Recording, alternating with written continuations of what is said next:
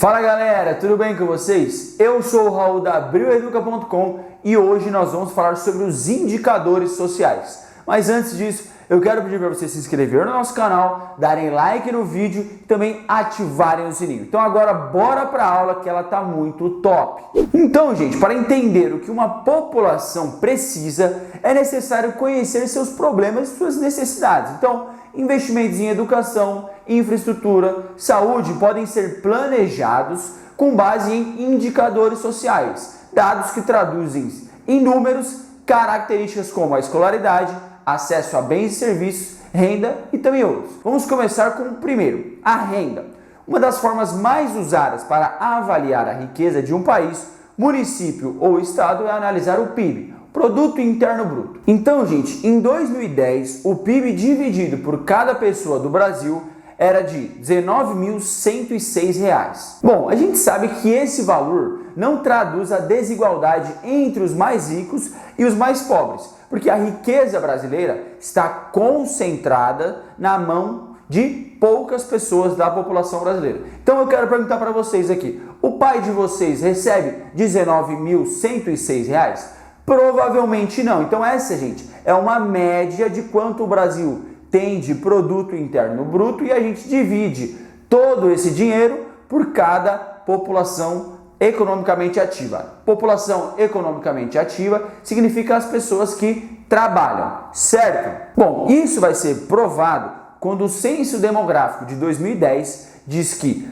mais de 8% dos brasileiros viviam em situação de extrema pobreza e tinham renda mensal média abaixo de R$ 70, galera. Então, até 2014, milhares de brasileiros saíram dessa situação. E quem contribuiu para isso, para entender, foram os indicadores sociais. Então, ó, a proporção de pessoas vivendo em pobreza extrema varia entre os estados e as regiões, sendo a pobreza maior no norte e no nordeste do que no restante de todo o país. Apesar disso, gente, mesmo nas áreas mais ricas do país, há pessoas também extremamente pobres.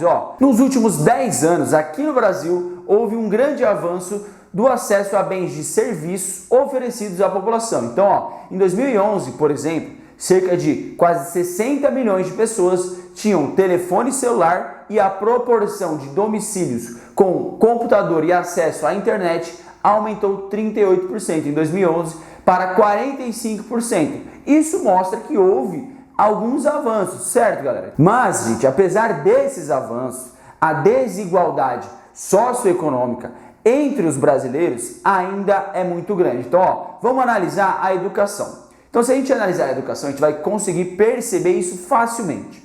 Apesar da taxa de analfabetismo vem diminuindo na última década, o censo de 2010 apontou que a população de 15 a 18 anos com ensino fundamental completo era de apenas 40%, e mais da metade dos jovens brasileiros não havia completado o ensino médio, e as regiões mais prejudicadas eram a região Nordeste e Norte. Para finalizar o nosso papo aqui, vamos conversar sobre o principal indicador social, o Índice de Desenvolvimento Humano. Então, para calcular o desenvolvimento humano de um município, de um estado ou país, é utilizado esse índice. Esse famoso índice leva em consideração a renda, a educação e o tanto que essa população vive. O valor do IDH, Índice de Desenvolvimento Humano, varia entre 0 a 1, e quanto mais próximo estiver do 1, melhor será a qualidade de vida da população. O IDH do Brasil evoluiu nas últimas décadas, gente, e em 2012 alcançou o valor de 0,730, que é considerado elevado e bem superior à década de 80, que era de 0,522. Mas galera, o que nós temos que pensar é o que produz essas grandes desigualdades no Brasil. O desenvolvimento desigual que vai ocorrer entre os estados. Então vão existir estados e regiões muito ricas e também estados e regiões